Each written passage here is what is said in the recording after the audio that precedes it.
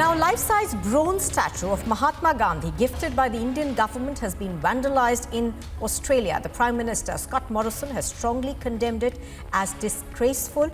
This incident, of course, has triggered shock and disappointment amongst the Indian-Australian community. The incident happened hours after Prime Minister Morrison actually unveiled the statue at an Australian Indian community centre in Rowell on Friday, along with the Consul General of India, Raj Kumar, and other Australian leaders as part of a celebration of 75 years of India's independence. This, of course, has sent shock waves in the Indian community there as well. Joining me right now from Australia is Mr. Vasan Srinivas. He is the chairperson of the Australia-India Community Charitable Trust. Mr. Srinivasan, good morning. Thank you for speaking to us on Republic. To begin this, how do you see this? I'm sure it's disheartening for the Indian community, more so because this was part of the 75th year celebrations that we are actually having across the world and in India as well. Absolutely, Nipur. It was shocking for the not only Indian community, the Australian community, as you rightly said earlier. It was unveiled by our Prime Minister of Australia, as well as all the dignitaries within the Indian community, as well as Australian leaders.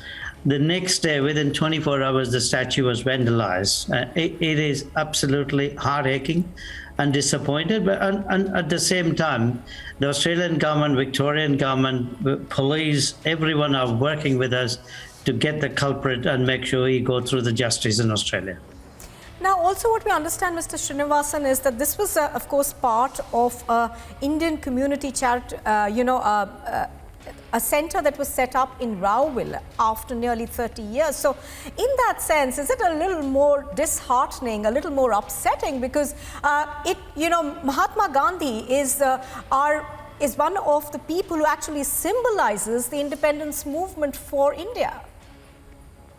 Absolutely. This is the first home for Indians in Australia. After I live here since 1987, this is the first time we managed to set up a solid community centre for the Indians within Victoria and Australia.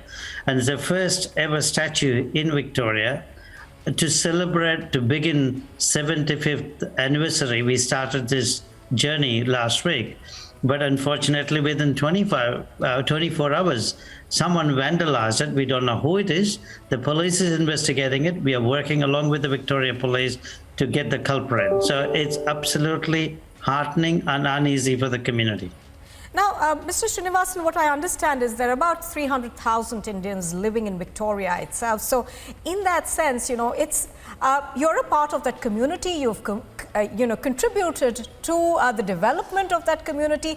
What is your expectation, A, from the Australian government now, and B, from the Australian police? Both are absolutely coordinating with me and our team. And even yesterday morning, I had a conversation with the investigating team at the centre in front of the statue. They have been to each and every manufacturing unit within the street to check their footage to find out whether they can find something in relation to the vandalism. And they will definitely bring them under justice. Now, Mr. Srinivasan. And I had a personal call from the Prime Minister of Australia, as well as the Chair of Multicultural Commission and Victorian ministers to convey their condolences and work along with it to get the culprit. Right. Mr. Srinivasan, do you see this as an isolated attack, or do you see this as a larger part, perhaps, of a hate campaign?